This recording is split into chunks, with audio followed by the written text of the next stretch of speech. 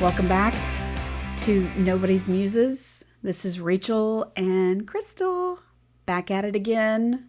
Hello, hello. So we are here to discuss all things Daisy Jones and the Six, the Amazon original series, the book, the best-selling novel by Taylor Jenkins Reid, the amazing audiobook. If you are stumbling across us somehow, please check out our past episodes. We broke down every episode of the Amazon original series and talked about it at, I'm not going to say at nauseum. I'm going to say at in depth. Fangirl. In depth. There you go. Gave in-depth coverage. We dove very, very deep into each episode of the Amazon original series. So we are glad you are back with us again. We've gone through all of the episodes of the series, and now we're just kind of going back into some things that we wanted to talk more about. So this week, we're going to talk about the non-Daisy Jones music, the non-Six music, the non-Dutton Brothers music that they used, because they picked some really great songs to go through each episode, and every episode of the show was called a track, and each of the tracks had a real song title to them. So we're going to kind of dive in and talk about those today as we chat. So how are you, Crystal? I'm great. You ready to dive in? Yes, I am ready to do it. Let's go. I'm going to let you take the lead. We kind of split the episodes up, but I'm going to let you take the lead on these first few episodes.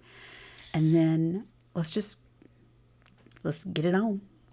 So the first episode the title is Come and Get It. Now, I thought it was referring to the Come and Get It by the Badfinger, which is a band that was on Apple Records. They were one of the first bands that, Apple Records was owned by the Beatles, and that's what I thought it was. And they had this song. Youngins, it's not Apple as in... No.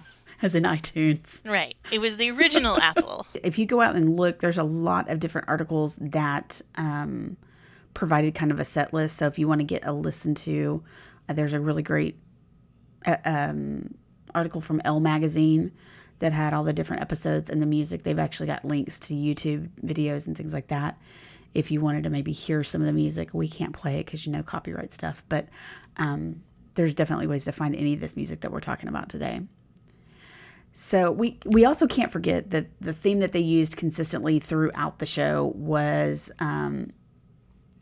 Dancing Barefoot. Right, that's the title track. So that's the title song that they use every week under the collage of photos. And we've talked about that one in past episodes and kind of dove into the lyrics and the meaning behind that one, so we don't want to spend too much time on that one. But yeah, episode 1, or track 1, did have some really great songs throughout the entire episode itself, not just I thought they did a really good job, and we've talked about it before, of not just using the typical same, Forrest Gump soundtrack for this. There was, they use a Bird song, but it's not, Mr. Tambourine Man. Right.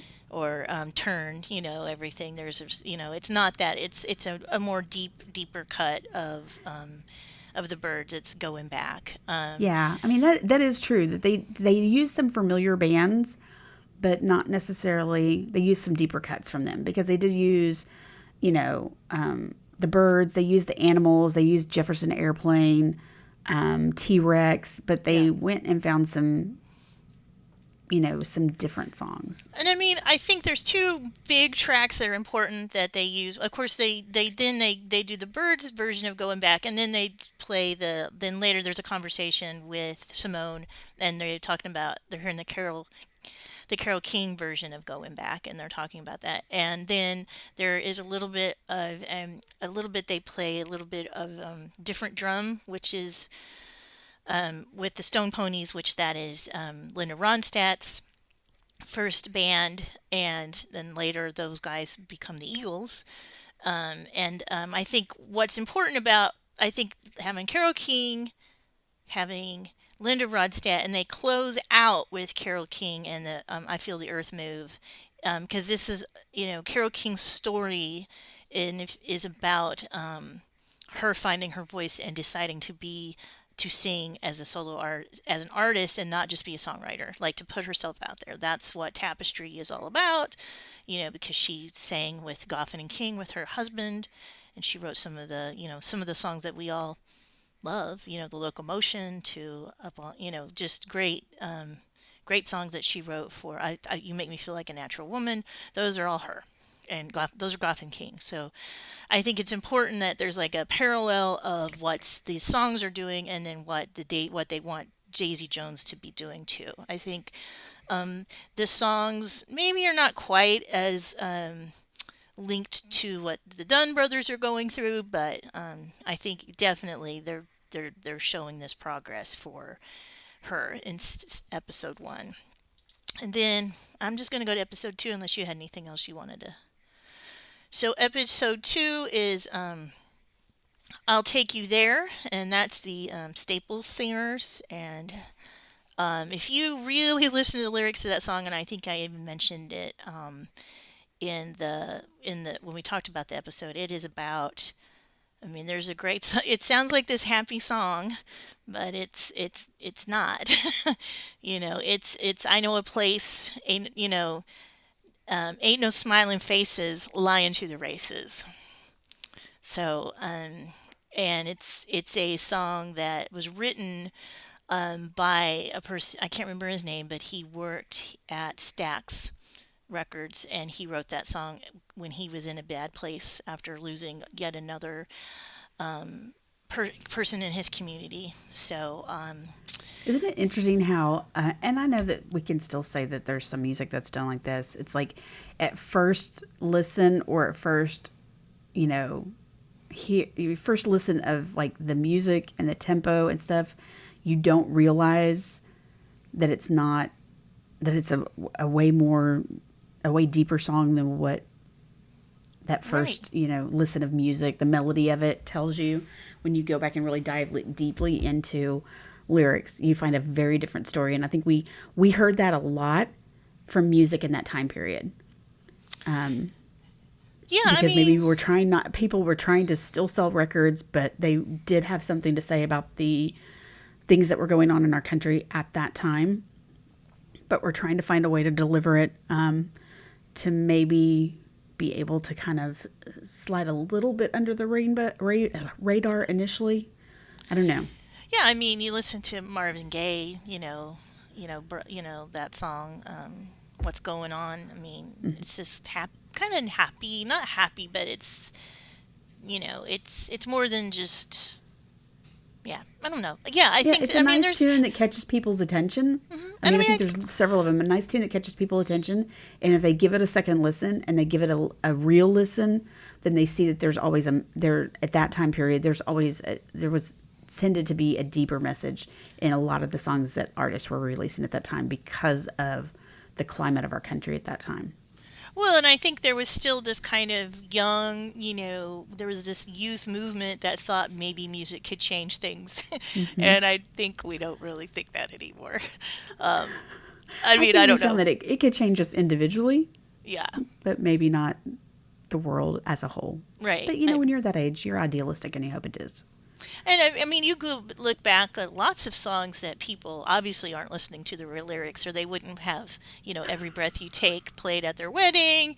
They wouldn't have that Or they song, wouldn't be playing Rage Against the Machine and you know, certain. or they wouldn't play There She Goes by the Laws because that's about drugs, or they wouldn't vote Never Let Me Down as their senior song by Depeche Mode. That was a stab. I take that as a personal stab.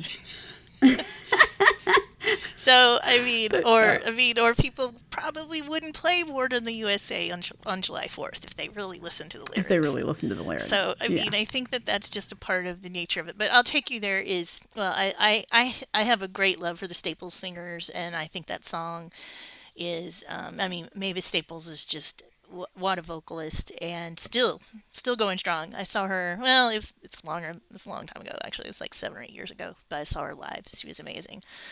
Um, so, and I don't know. I'll take you there because this episode is kind of a weird bridge episode as we're building up to three, which is really killer episode. But a couple of other fun things is they do a song, and this one has a lot more of the Dunn brothers singing and things like that. So it's not quite as much of the of other songs in it. There's not as many like needle drops as there was in episode one, but she does.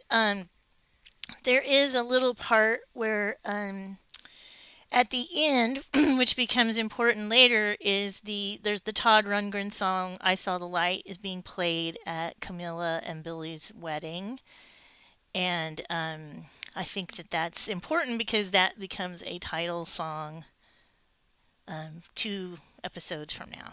So yeah, so that's all Yeah, I that got one, for that that one. one, like you said, it had more. It had more of kind of Dunn Brothers music. We did hear Simone do a cover. Oh yeah, So we heard Simone do the cover of "A Song for You," which she did a remarkable job. And that was really the only cover that we saw any of the artists within the show do. But she which did a great song. She did a which a great job song with for that one. you? I mean, yeah, I know it's a great song. You can't really go wrong with it, yeah, unless you just really suck as a singer. But yeah. she did not. And then see in episode 3 is "Someone Saved My Life Tonight," and we talked a little bit about this in the episode. When we discussed the episode, that is a song by Elton John, written by Bernie Taupin. It's very important in the sense of this was written at a time whenever Elton John was going through a major crisis in his life, and Bernie helped him, and they wrote this song together because like it was about that situation. So, and then I think a lot of the songs in this one are much more just diegetic music, not needle drops. It's just stuff that you're hearing in the background, and we talked about some of those in the episode. And what's a lot of interesting things about this, the way the music was done on this, is that background music was also kind of deep cuts.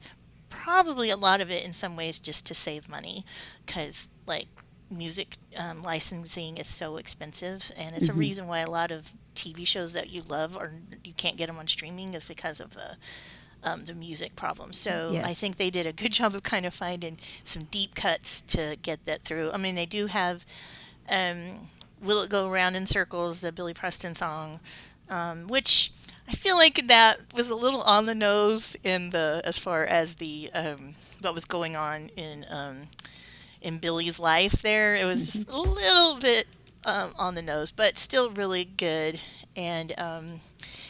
And then there's I'm a huge Tammy Wynette song. Was not familiar with "One Happy Christmas," and that's going to be added to my Christmas list from now on. So, and then we get probably the thing, and this is of course the episode where they record "Look at Us Now." So they're building us up to that. So, and then the next one is titled "I Saw the Light." So it was in Camilla and Billy's wedding, and now it's the title track of this song. And if you look at the lyrics of this song, it's kind of about a person who's alone, and then they find somebody. And it's interesting in the sense of the title for this song because we have the person that Billy is finding in this episode is Daisy. He's already Right. found Camila. Hmm. It says in the lyrics, but my feelings for you were something I never knew till I saw the light in your eyes. In your eyes. So I think that's a really pretty interesting choice, deep choice for them to do that. And I mean, Todd Rundgren is a person that I feel like his music really defines the 70s. I mean, "Hello, It's Me." I mean, come on. Yeah. It's very personal. It's very he's revealing a lot about himself, and you kind of feel like you know this person and you care about him. I feel like that's what Todd Rundgren really brings Yeah. as. And I think I'm not familiar with this song, but I think it's a good indication of the feeling that is happening in this episode. I would And agree. then also they used "Satellite of Love" by Lou Reed. I think that's fairly interesting. There's just a lot of good entrance, a lot of kind of cool cuts in this episode. There's I come on, "Sweet Emotion" by Aerosmith, and that's when Simone is leaving. Hmm. And I mean, for me, that will always, to me, when I hear "Sweet Emotion," I always think of the open to "Dazed and Confused." Yes. So, which is not what Richard Linklater wanted to use. He wanted to actually use "Dazed and Confused" by Led Zeppelin, but couldn't get the rights to it. Couldn't get the rights for it. And Yeah. boy, was he bitter about that. There's some great interviews that came out right whenever "Dazed and Confused" came out about his bitterness about that. Of not being able to score that one. Yes. And yeah, and it's a and then at the end, probably probably a real highlight to me of the whole show is they do a cover of "Ooh La La" by the Faces, Yeah. which I'm a big fan of the Faces. They were originally the Small Faces because they were all little guys, and it was Steve Marriott. He went on to do "Humble Pie." It's I believe Ronnie Wood was in it, Hmm. Yep. and just a fun band, British Now, band, was Rod and Stewart in that band, or did he do his own cover of it? I Because I know he believe did a cover I believe of Ooh Rod La La. Stewart was in it when they were the Faces. Okay, Yes, that's what I thought. That's what I thought. Because I always, and I guess it's just because of his voice, I always attributed that song to him. yes, But yeah, I think he was in the band at the time, and then when he went solo, he re-released it as a track on one of his solo albums. But I love that song, and I yes, think for me, that song is really, really special at that point in time in the show because that was almost like when they became a band. yeah. Oh, I do love that song. Yeah. Well, it's just a great song anyway, and it's kind of, I mean, it's just for those of us that are, I don't know, that one's always like an emotional song for me, even though I don't know. It's just always invoked emotions in me whenever I hear that song. But where they tied it into this episode, I thought, again, was just really, really good because it felt like that was the moment when they became Daisy Jones and the Six. Like, because if we know they recorded Look at Us Now as just a single to go on the album. There was no intent to, like, it was still, the album was released. It was, The Six. it was just the Six, and that was just a song on there featuring this potentially up and coming artist. But that scene at that party where not only Camilla welcomed her into the home, but they had this opportunity to just kind of gather together impromptu and sing, and each of them kind of joined in. That to me was like the making of. That was Yeah. the actual moment where it became Daisy Jones and the Six. So that to me is a really, really good episode.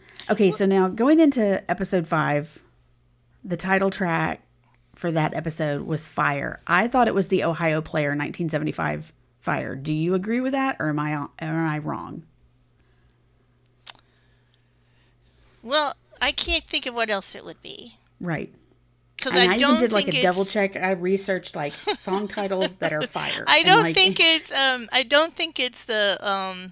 It was covered. It was done by the Pointer Sisters. The Romeo and Juliet, but that Samson and who Delilah. originally wrote that song? I think it might. We might cut this out, but I believe it's Bruce Springsteen. It was recorded by him in That was in '77. 77. So I don't not. know. So I I think it mean, was the Ohio Player one well, okay, because but I don't know. because the kicker line is, "And when we kiss, ooh, fire." Okay, let's go back. We're going to cut all this out. No, I think it's fine to leave the debate in. The debate. It is. Okay, so I Okay, think you have because a point. yeah. Because you're right. When you think of the lyrics, um, yeah, it could very well have been that one. So I don't know. It's either the Ohio Players or it's the Bruce Springsteen. I think it's. I'm going to vote for Bruce Springsteen, and if people want to comment, I this is would an love to opportunity hear. for you to correct us. I would You love can to hear, correct but whatever I got wrong about the faces and the small faces, and you can correct us about we are not this. above correction. No, We will we are not take it not. personally if we fucked up. No, because as much as I can search the internet, I still miss stuff. So There you go. So this episode was their recording process, right? And learning how to write together. And so there were some great songs in this one. This was one of those that had a cold open, and they used "Love Is a Drug" by Roxy Music, which I I will. I think the older I get, the more I fall in love with Roxy Music. Did not give them enough attention when I was in my teens. Because I love me some Roxy Music. They had Iko Iko by the Dixie Cups, which is kind of one of those cute little popsy songs of the 60s I always think of. it had its resurgence in because it was in the Rain Man soundtrack. That's true. Yeah, You're right. That's true. yeah, that's how I remember One it. thing I think we should point out stop down and point out, we probably should have done this at the beginning of the episode, but that's fine. We're not professionals at this.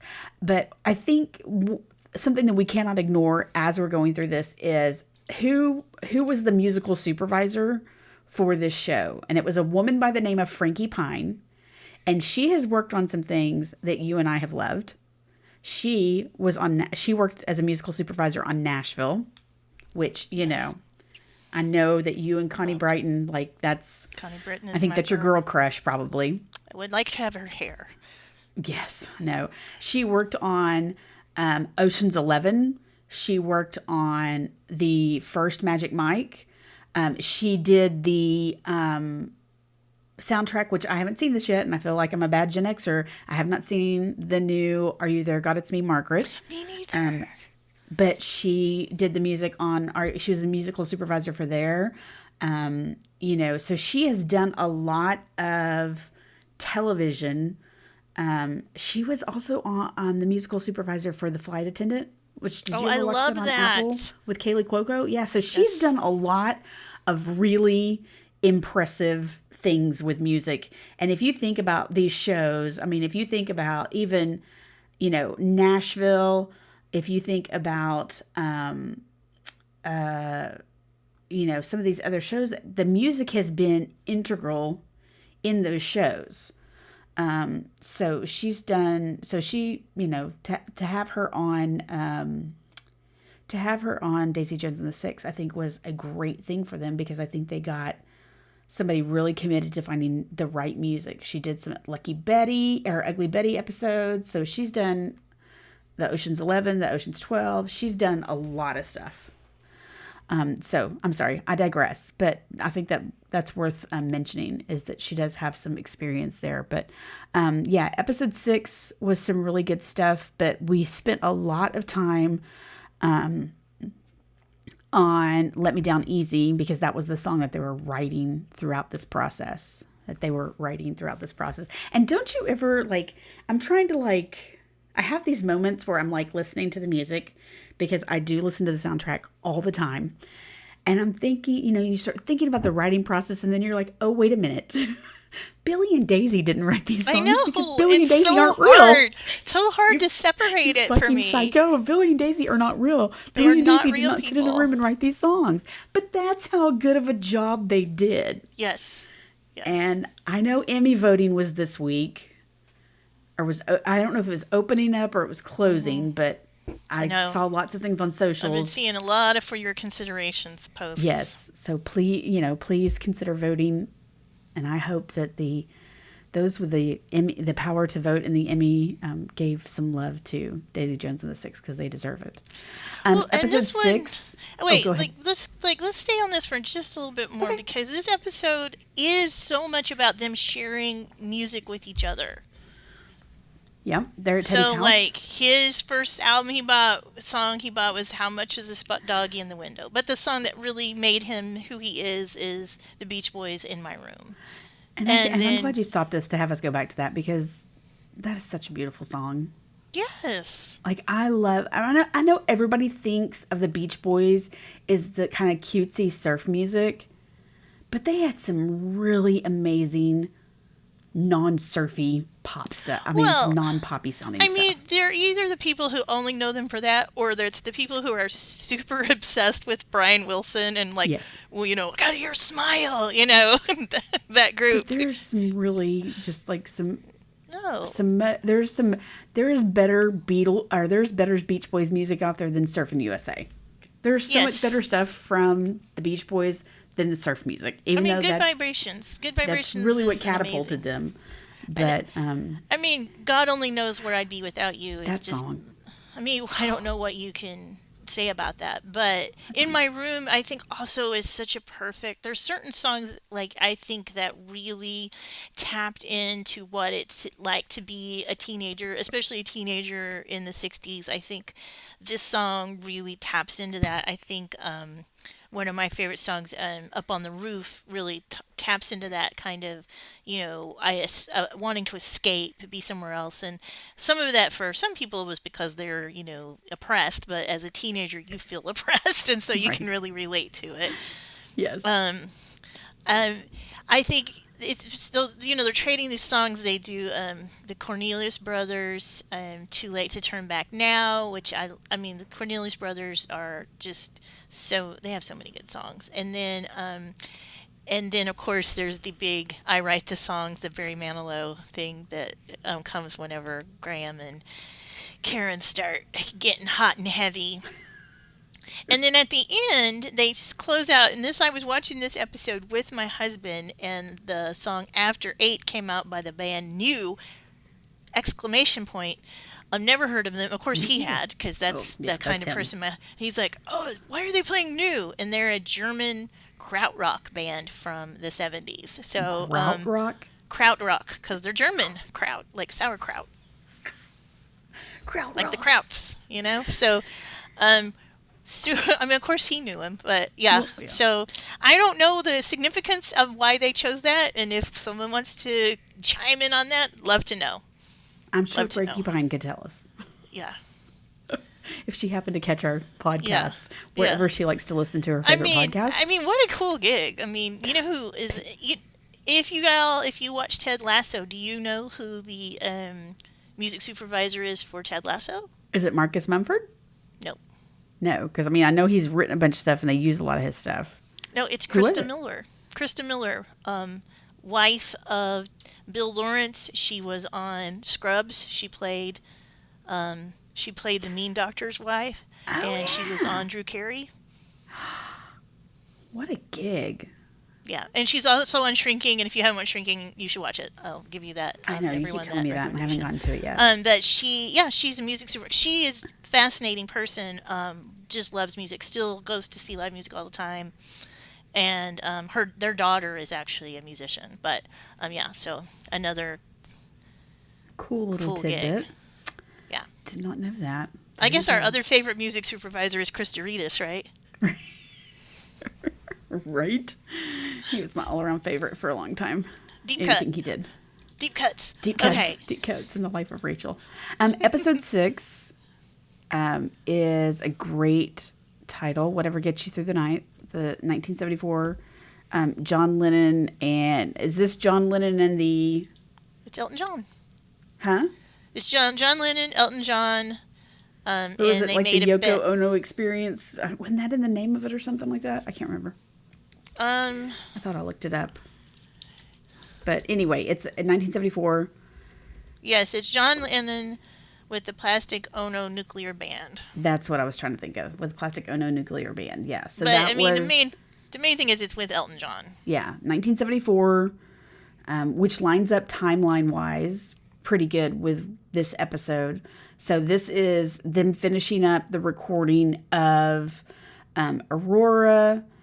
You see kind of the build of Billy and Daisy's relationship. So we have songs like "Come On, Come Over" by Jaco Pastorius. Did I say that right? And then we have some music from Hot Chocolate in here, which, you can't go wrong with music from Hot Chocolate. Yeah. Which So, I thought it was the other whatever. I thought it was a different Hot Chocolate song, yeah. but it was yeah. But yeah, so this one, again, it had some really, we hear a lot of, you know, Daisy Jones stuff, but we still get some really great stuff from, there's even like, I don't remember hearing music at this point, but like when Camilla's in the dark room, you have Barbed Wire Blues, this quick 10 seconds of Quicksand by the Pates. So there's a lot of, little snippets that they use that we're probably not even getting all of them in because they were literally using like 10-20 second clips of songs to be able to kind of move the story along. So they kind of sneak them in there as just kind of background, but they're in there and they're chosen. They're chosen for a very, very specific reason, I'm sure. Well, and then they close out with one of the greatest songs ever, "Crazy on You" by Heart. And we know where she is. Daisy is going crazy. Yeah. This is where she takes off and goes to Greece. Yeah. So, and and come on, boom. Just that guitar riff at the beginning of "Crazy on You," and just also, I think any Heart song, I'm just women band like any guitar riff from Heart, I'm going to listen. Yes, at 11. Yeah. And I would say like Heart is important in the sense also of they're a band that went through a lot of turmoil in the same way as Fleetwood Mac in the sense of people sleeping with each other, things like that. They're another good example of, don't shit where you eat kind of thing. Yeah. Because a lot of... And I didn't know there was a story about, like, Ann Wilson's, was it a boyfriend or a husband who attacked Nancy's, or was it? Yes, so... Ann Wilson had a boyfriend or a husband who attacked Nancy's son, and they like didn't speak for so months. Ann Wilson's husband, they were like on a tour, and Nancy's son was like 17. The twin, one of the twins that she had with Cameron Crowe. They got into it, and they got into a physical altercation. I think it was much more because he was a minor. It was like he was attacked, but it sounds more like it was like a physical altercation. And he was drunk, I think, from the different varying stories. But I don't know if they still are speaking. Ann Wilson tours, she tours as a solo. It says Ann Wilson Heart. Right. But I don't know if they've reconciled. I can't. I look at into this every once in a while because this is one of the few. Like I'm interested to find out what's going on there. The resolution on that one. Yeah. And that was That was several years ago. I know. And it's probably like 5 or 6 years ago. Yeah. Yeah. Look. Just turning it back to this, just like Graham and Billy. Having a band with your brother or sister is hard. Just look at Oasis, look at the Black Crowes, look at, the Fogertys, Creedence, Clearwater Water. And that's not even getting like, those are like sibling relationships. Now, like Fleetwood Mac, these intimate relationships, these marriages. And trying to tour with your spouse. With lots of cocaine. That's a lot. I like my husband, but do I want to be with him 24/7 for 8-9 months out of the year? Absolutely not. I think, and he doesn't want to be with me 24/7. Oh yeah, I think it's also. We'd have to have two separate buses because I would need some space to myself. People. I do think sibling relationships, especially, it's really hard. And I would say in the book at the end, Graham really lets that out. Like Graham is much more angry with Billy about kind of being sidelined, not just like because of music and stuff. Yeah, we see a little bit deeper. So, track 7 has one of my all-time favorite songs as the title, and that is "She's Gone" by Hall and Oates, which I just Hall & Oates is, I feel like, very underrated for their talent. I mean, people do not appreciate. I mean, that's one of those bands. Like, if you start talking to somebody and you start, they're like, "Oh yeah, I know that song. Oh yeah, that's a great song." yeah. I'm like, you need to give them more respect. Well, and also they spanned a long time. Like Yeah, they go in the 70s all the way into the 80s, and they left on their own terms. They kind of were like, they were like, number one album, and they were in a video, and they were recording it, and they were like, we don't want to do this anymore. Like yeah. they basically were like, we don't want to do this. Well, And and to I be in a mean, position that you don't have to if you don't want to. And I mean, we know that they each do stuff still, and occasionally they'll do stuff together, but it's I saw not. him. I saw him about, I don't know, 8 years ago, and I mean, they still sound great. And I mean, if you ever watch, it was a big thing like 7, 8 years ago, live from Daryl's house. Yes, that's the one I'm thinking It's about. He has all amazing. kinds of people playing with It's him. Like, so good. I mean, I would say that, yeah, Fits in the Tantrums. They did a really cool, some really cool covers with them. I mean, it's really, yeah, and I just love that song. I had a Hall and Oates concert T-shirt, and I didn't get to go to the show, but one of my friends went, and it's back in the day, and I was like, "Buy me a T-shirt. Here's some cash," and I think I gave her $20, and I wore the shit out of that shirt, even though I never went to the show. I wore the crap out of that shirt, man. That was the Okay. shirt I wore all I the feel time. like I feel Okay. like for this episode we need to learn another language. There's so many songs, like French songs and Well, because Italian we're songs. traveling. This is Daisy in Greece, which I gotta say, this is not one of my favorite episodes of the 10 episodes. This was probably, even though I love the title of this track, it's probably, I don't know. I don't know that it's.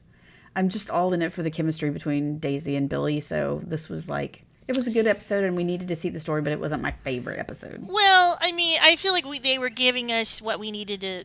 This is like filling us up, filling us in on where Simone was. Sure. And I do think it is a strong. I like. I'm very interested in, especially stories about female friendship and the friendship of Simone, and then the falling out of that relationship with Simone and Daisy. I think is really well done, Yes. and how friendships can get really broken, and it's usually a piling on of things over years. Right.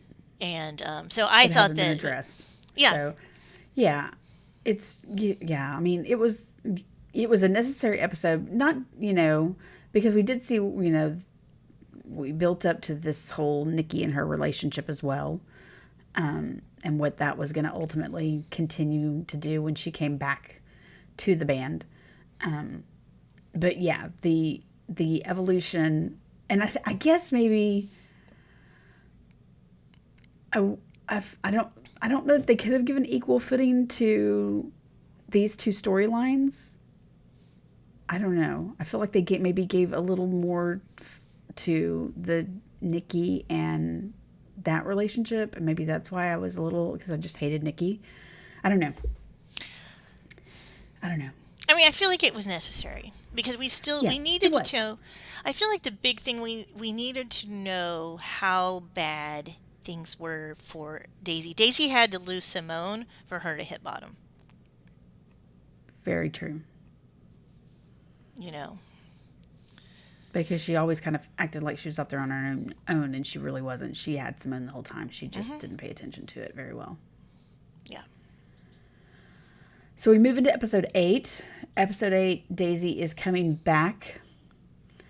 They are getting ready to tour. There's some very tense scenes. The title of this album is appropriately titled "Looks Like We Made It," because they're getting ready to go on tour. The Barry Manilow tune. It's also kind of a funny, kind of Nod to. nod. There you go. A nod to some previous conversations of Barry Manilow's music. So there's some nods back to a nod back to those previous conversations, but I think it's an appropriate song for them getting ready to go on tour. Do you Um, remember Night Court and how? Did you watch Night Court? yeah, with And Harry how? Anderson. Yeah, and how he was always like dogging on Barry Manilow. I don't remember that. Yeah, that was he was that Barry Manilow was like the butt, The butt of many, many the jokes. Well, punchline of a lot of Night Court. So I I think a always lot of think of people that. make Barry Manilow the butt of a lot of Which jokes, kind of like Neil Diamond too, which I which they mean, shouldn't because Barry very Manilow wrote a talented lot of good individual. songs. Huh? Barry Manilow wrote a lot of good songs. Well, yeah, and he just wrote some songs that are just fun songs, you know? I mean, and Neil Diamond just straight up wrote great songs. I mean, Yeah. he wrote "I'm a Believer." Hello, that's one of my favorite songs. So, Hello. But "Crackling yeah, Rose."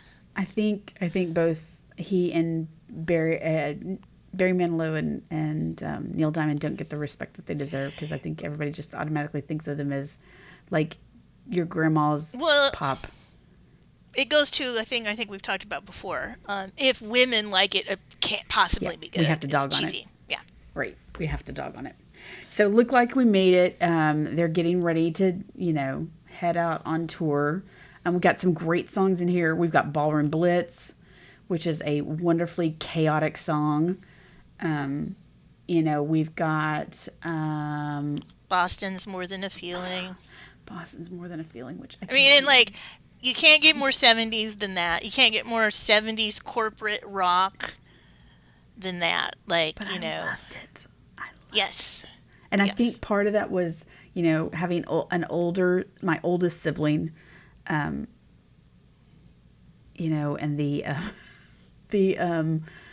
what were the 12 8 tracks for $1 or a penny? What Columbia? was Columbia? You know, my sister or a boyfriend would have Columbia memberships, and so there were just all these great. I mean, like if like Sticks. I mean, I just loved all of them. Like Sticks and Boston and REO Speedwagon and Yes. Supertramp. Just all of those songs. I'm just like they're just Yes. they're just happy songs to me. I I feel love like, them all. yeah, we benefited from having older We siblings who did. had boyfriends. Yes, Because, I we mean, my did. sister did not have necessarily good taste in music, but she had some boyfriends with good taste in music. Well, and we have a mutual friend she had an older sister, and this older sister's boyfriend literally made our friend and myself a list of like all of the English punk. Like we were like, we want to get into this music. I can remember us having a conversation with him.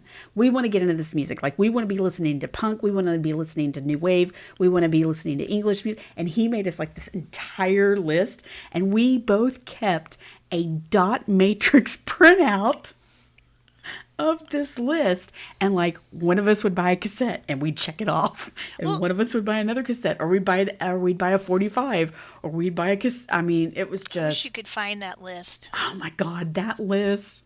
I swear, the mutual friend, she may very well still have a copy of it. It's um so funny to think about that too, because like to become interested in something when you were our age was so much harder because you couldn't just go online and see it. Like, you couldn't just find it. Like, you had to go search it out. And and for me, I didn't have cable because we lived in the middle of the boonies. right, So if I wanted to see something, I had to go to a friend's house and watch cable and watch MTV at their house.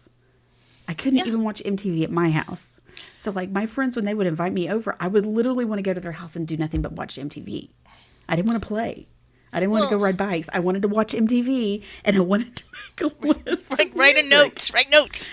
I gotta make a list of I music, mean, and it like, was even like old movies, like, because here in Dallas Fort Worth area, there was independent TV stations that showed old movies.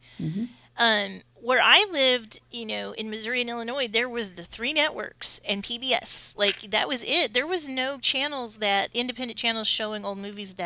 And when we moved here, and I finally got to see like Fred Astaire and Ginger Rogers movies, like, or old, like the old, like kung fu movies and stuff like that, I mean, I was so thrilled, but because that was just, you didn't get, we didn't have that.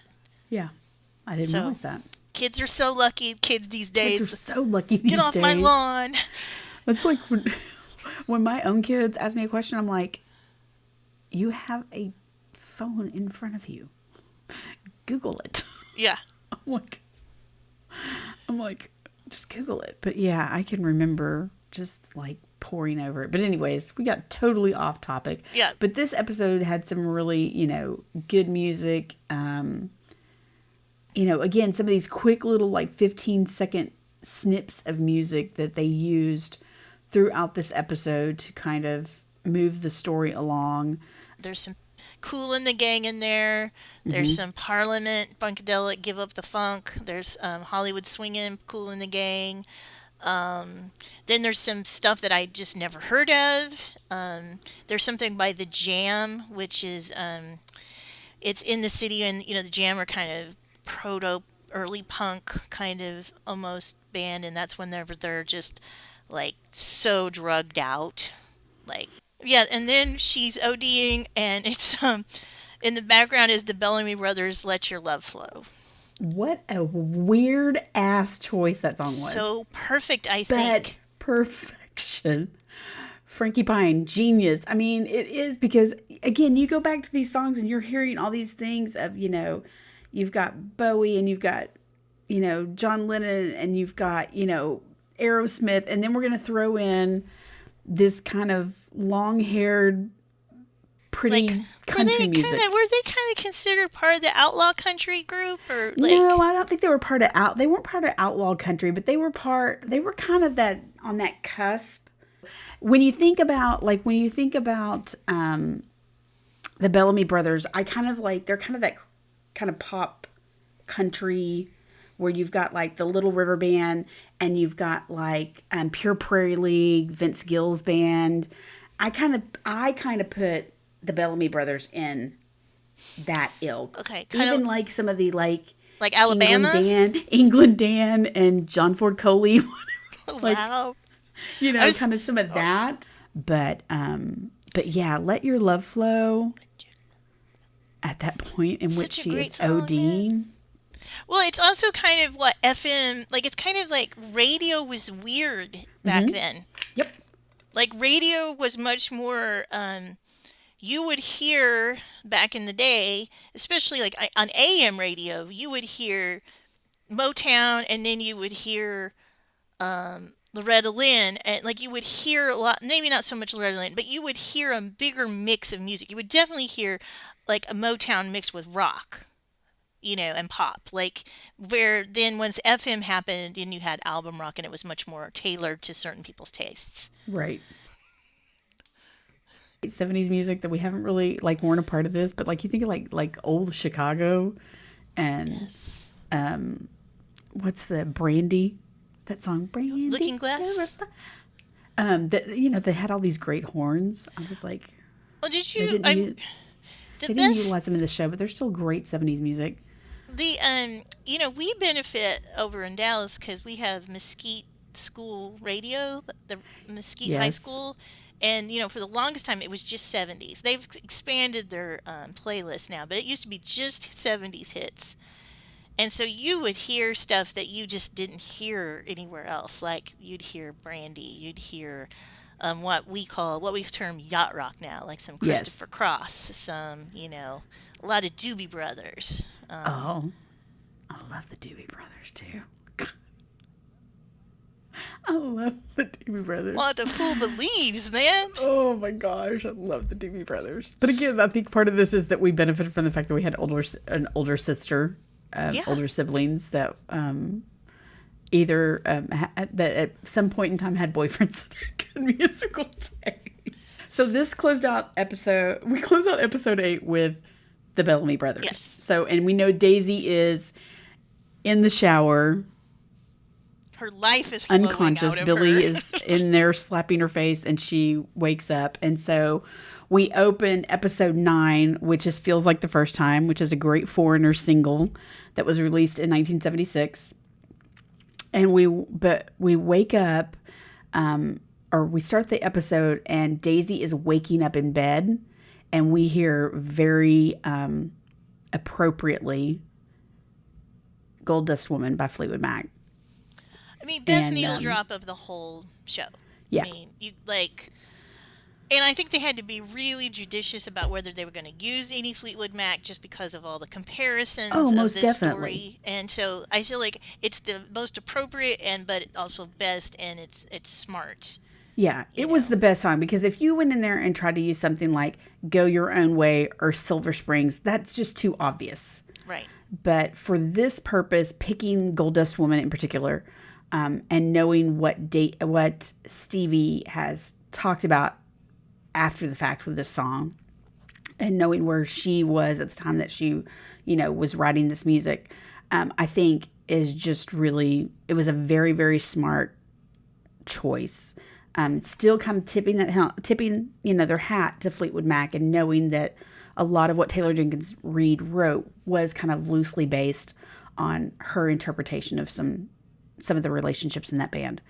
But yeah, that was a really good choice to start out that show. So this episode has some songs that I didn't know, was not familiar with. A song called Call Me Brother by Kubla Khan. John Cale, who was from Velvet Underground, thank you, Crystal, for that research, released a song called Barracuda. We did have Earth, Wind, and Fire in here doing Shiny Star. And then one that you mentioned as we were recording the show that your husband actually knew, and that was Television, See No Evil. I don't know. There's also a song by Roz Ryan. Not sure who Roz Ryan is. So we are on episode 9. We know that we're coming near the end. But, this is, Daisy's trying to kind of negotiate and manage her sobriety. This is the episode where they shot the SNL appearance. This is where they go home to Pittsburgh and kind of make a triumphant return. So we're back, we're crescendoing up again with the show because we're about to have our hearts ripped out in the final episode. So we do move into the final episode. The final episode doesn't really have a whole lot of extra music because it is so heavily the concert, their final concert in Chicago at Soldier Field. When they woke up that morning, they didn't know it was going to be the final concert, but it was the final concert for Daisy Jones and the Six. The title of the episode is called Rock and Roll Suicide. Incredibly important. I think a good choice there. David Bowie from 1972. So again, we have a lot of the Aurora album being played, and they did such a great job of kind of going, back and forth on the same day, back and forth in time. And I know I've said this before, but there were parts of the album that initially I was unhappy with because they had made some significant changes from the lyrics that Taylor Jenkins Reid wrote in the book. But this final episode made me love them and made me okay with the decisions that Blake Mills and the other songwriters made. And we also saw songs take on a completely new meaning. Songs from the Six that took on a new meaning in this final episode. So I came to a point of acceptance on the final episode with some of the choices that they made for the original music. And then the closing song. Oh my gosh, that closing song. I don't know why I love that song so much. It's a great song. I just like, it's one again, of those, we kind of honestly, go, I kind of forgot about it until this, and I was like, oh man, yes, that is a great song. it's again like they have the Rolling Stones have such a huge catalog of music that you do get in those situations where you forget about stuff from the past. You think, sometimes, I mean, unless you're diligently listening to it all the time, like obsessively listening to it, like, I can, like U2 for me is, like there's no way I'm going to ever forget, a U2 song, or there's no way I'm ever going to forget an REM song because I just listen to those continuously anyway. But for me, not listening to Rolling Stones as much as I probably should be listening to them, I forget about this song, but I freaking love this song so much. Well, and And they're it made me another cry. band. That's another band. Like that song is not. It's not like you're hearing that, on classic rock radio. Right. Every, that's whenever you go put an album on and you listen to it. Both It's sides. and it's definitely. I think the Rolling Stones. You think of songs that are much more like party band kind of songs, Yeah. or even like "Gimme Shelter." It's very rock and roll, and this song is it's different. Yeah. You But know. it's one that I love a lot. Yeah. I told you it's on my funeral playlist. Yeah, I got you. I got you, girl. I remember it written down. It's in the binder. In the binder. In the binder. We have digressed and gone on tangents. A lot of this will be It's edited out. okay. Will be taken out, but You know. If you we. do, if you do, if you don't, you don't. It's fine. I mean, if you all are listening, um, we're open to corrections and omissions. Anything that you want to talk to us about? So I did want to share in some other Taylor Jenkins Reid news this week. They did come out with who's going to direct the next adaptation of hers that's coming out, which is The Seven Husbands of Evelyn Hugo, that's going to be out on Netflix. And they have released that Leslie Headland is going to direct, which I'm not familiar with her completely. Joins in. Leslie Headland wrote, directed "Sleeping with Other People." Have you ever watched that movie with Jason Sudeikis and Alison Yes. Brie? Mm-hmm. Not the greatest romantic comedy, but there's some parts where you're like, Jason Sudeikis is super hot. So, I don't disagree with and that. I love Alison Brie. So, Yes. So yeah, so that's some other Taylor Jenkins Reid news coming up, and we will probably at some point in time but dive we'll into have that to show talk as well. about that definitely. And I think we'll have one more about Daisy Jones and the Six. We're gonna do a little bit of music theory, a little bit of stuff like that about the whole Aurora album, the other songs that are on that original music written for Daisy Jones and the Six, and we'll do that and talk about it, and it'll be fun. So all right, so don't forget you can find us on Instagram. Oh wait, what? You're I stopping me. think that's it. I'm excited. Oh, that was excited. Okay, I missed that. So you can find us on Instagram at Nobody's Muses. You can find us wherever you choose to listen to your podcast. Don't forget to hit the like and subscribe. Definitely reach out in the comments on YouTube where you can find us Nobody's Muses, or you can Gmail, or you can send us an email at nobodysmuses@gmail.com. We'd love to hear from you. But yeah, we're going to come back probably we need to look at schedules because I have a vacation coming up, but we will come back with one more episode kind of diving into the Aurora album and looking at some of the lyrics and the theories behind that. So until then, Bye. bye. We'll see you soon. We'll close out with "Let Your Love Flow."